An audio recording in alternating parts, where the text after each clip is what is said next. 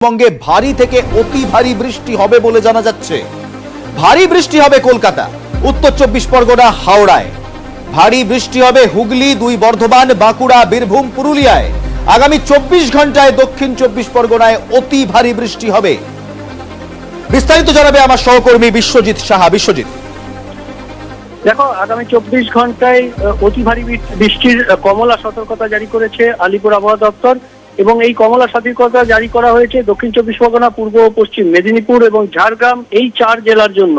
এছাড়াও ভারী বৃষ্টির হলুদ সতর্কতা রয়েছে আগামী 24 ঘন্টার জন্য কলকাতা, উত্তর 24 পরগনা, হাওড়া, হুগলি, 2 বর্ধমান, বাঁকুড়া, বীরভূম এবং পুরুলিয়া, এই জেলাগুলিতে আগামী 24 ঘন্টায় ভারী বৃষ্টি হতে পারে বলে জানাচ্ছে আলিপুর আবহাওয়া দপ্তর।